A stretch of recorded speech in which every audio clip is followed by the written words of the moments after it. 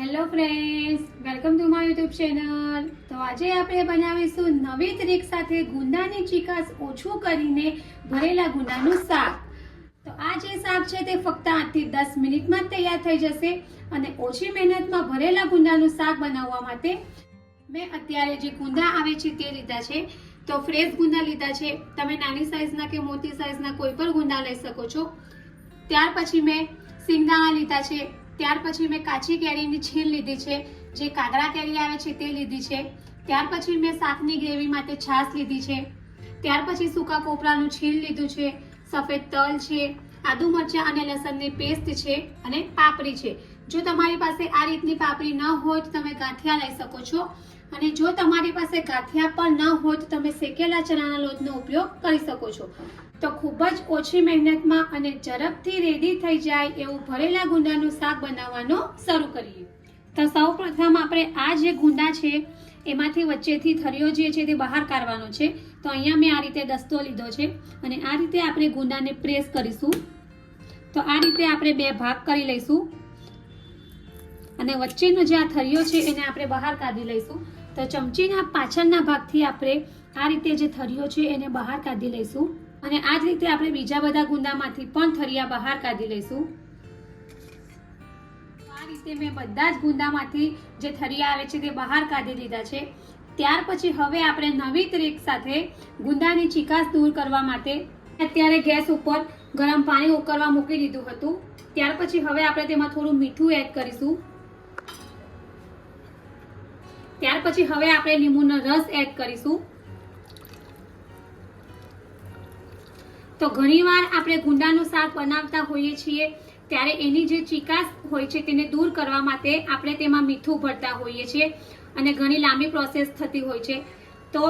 તો અત્યારે મેં આ રીતે ગરમ પાણીમાં લીંબુ એડ કર્યું છે। તો આ જે લીંબુનો રસ છે એના લીધે જે ગુંદાની ચીકાશ છે તે તરત જ ઓછી થઈ જશે।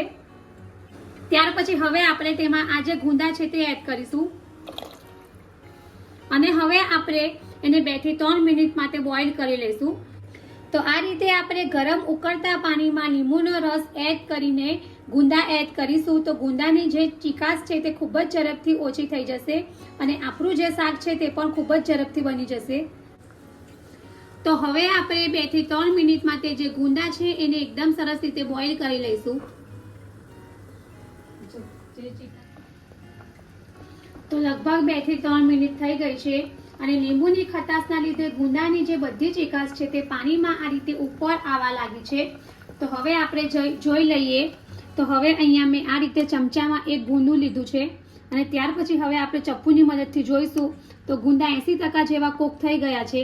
તો હવે આપણે ગેસ ઓફ કરી દઈશું અને હવે આપણે ગુંદાને આ રીતે ચાંદીમાં બહાર કાઢી લઈશું અને 5 મિનિટ જેવા એને કોરા થવા દઈશું।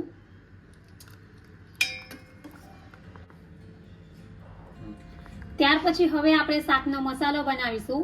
એના માટે મેં અત્યારે મિક્સરનું બાઉલ લીધું છે। ત્યાર પછી આપણે તેમાં 2 ચમચી સફેદ તલ એડ કરીશું। ત્યાર પછી આપણે તેમાં 2 ચમચી સિંગદાણા એડ કરીશું।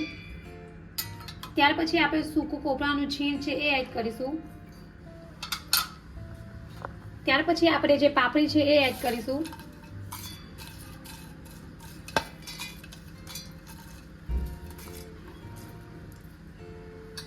અને આ બધી વસ્તુને આપણે મિક્સચરમાં ક્રશ કરી લઈશું। તો આપણો જે શાક માટેનો મસાલો છે એ આ રીતે ક્રશ થઈને રેડી છે। ત્યાર પછી હવે આપણે એને એક બાઉલમાં બહાર કાઢી લઈશું। ત્યાર પછી હવે આપણે એમાં મસાલા એડ કરીશું, થોડું સોલ્ટ એડ કરીશું, ત્યાર પછી હળદર પાવડર એડ કરીશું, ત્યાર પછી આપણે તેમાં લાલ મરચું એડ કરીશું, ધાણા જીરું પાવડર એડ કરીશું, ત્યાર પછી આપણે ગરમ મસાલો એડ કરીશું।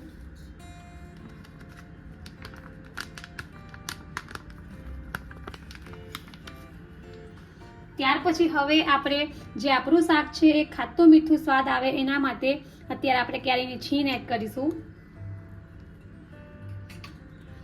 ત્યાર પછી આપણે તેમાં થોડો ગોળ એડ કરીશું અને આ બધી વસ્તુને આપણે એકદમ સરસ રીતે મિક્સ કરી લઈશું।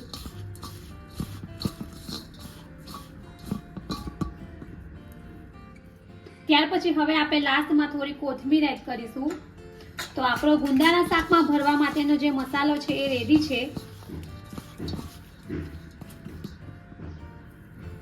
પેલા ગુંદા ત્યાર પછી હવે ગેસ ઉપર મેં કઢાઈ લીધી છે, જેમાં મેં 3 થી 4 ચમચી ઓઇલ લીધું છે અને આ રીતે જે ગુંદાને આપણે કોરા કર્યા છે, ગુંદાને આપણે 2 થી 3 મિનિટ માટે ફ્રાય કરી લઈશું.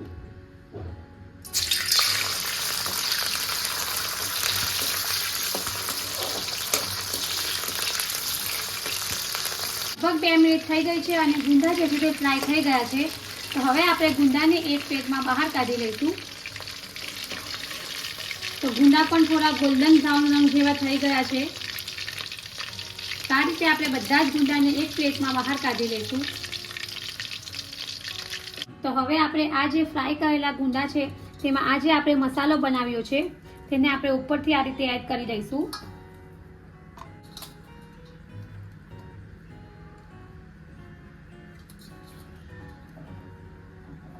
અને આ રીતે આપણે હાથની મદદથી જ પ્રેસ કરી લઈશું.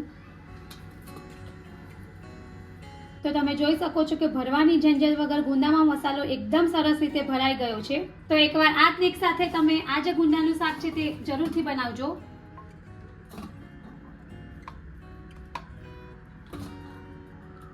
ત્યાર પછી હવે ગુંદાનું શાક બનાવવા માટે મેં ગેસ ઉપર એક કઢાઈ લીધી છે, જેમાં મેં 2 થી 3 ચમચી ઓઇલ લીધું છે. ત્યાર પછી આપણે તેમાં રાઈ એડ કરીશું. ત્યાર પછી આપણે તેમાં થોડું જીરું એડ કરીશું. ત્યાર પછી આપણે તેમાં થોડી હિંગ એડ કરીશું.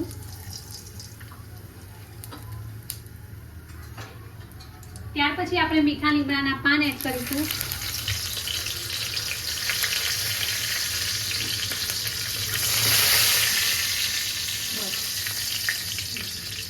ત્યાર પછી હવે આપણે આદુ મરચાં અને લસણની પેસ્ટ એડ કરીશું. અને હવે આપણે આ જે પેસ્ટ છે એને 1 મિનિટ માટે સાંતળી લઈશું, જેથી આદુ મરચાં લસણ છે કાચા ન રહી જાય. ત્યાર પછી હવે આપણે મસાલા એડ કરીશું. એના માટે ધાણા જીરું પાવડર એડ કરીશું. ત્યાર પછી આપણે હળદર એડ કરીશું, સોલ્ટ એડ કરીશું. ત્યાર પછી આપણે થોડું લાલ મરચું એડ કરીશું અને હવે આપણે થોડું પાણી એડ કરીશું. તો મસાલા સાતરતી વખતે મસાલા ભરી ન જાય એના માટે આપણે થોડું પાણી એડ કર્યું છે. અને હવે આપણે આ બધી વસ્તુને એકદમ સરસ રીતે મિક્સ કરી લઈશું. પાણી એડ કરવાથી જે મસાલા છે એ બળી તો ન જ જશે, પણ એની સાથે સાથે એનો જે કલર છે એ પણ એવો ને એવો જ રહેશે.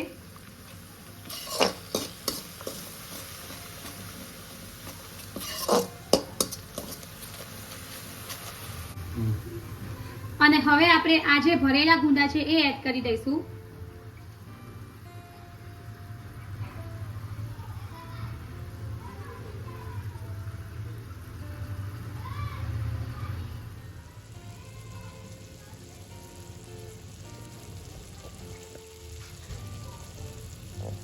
ત્યાર પછી હવે આપણે શાકની ગ્રેવી માટે થોડી છાશ એડ કરીશું.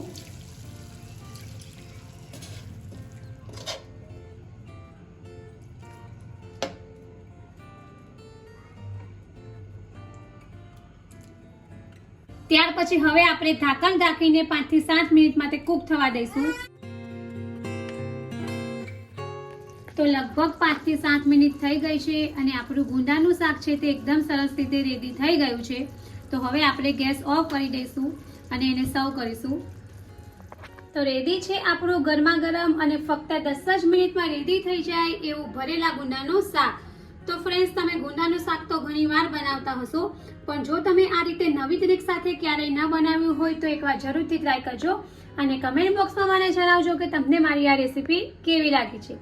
જો તમને મારી આ ભરેલા ગુંદાના શાકની રેસીપી પસંદ આવી હોય તો મારી ચેનલને લાઈક અને શેર જરૂરથી કરજો અને આવી જ નવી નવી રેસીપીઓ જાણવા માટે મારી ચેનલને સબસ્ક્રાઇબ કરવાનું ભૂલતા નહીં. તો ફરી પાછા આવા જ નવા વિડીયો સાથે મળીશું. ત્યાં સુધી bye bye and thank you for watching my video.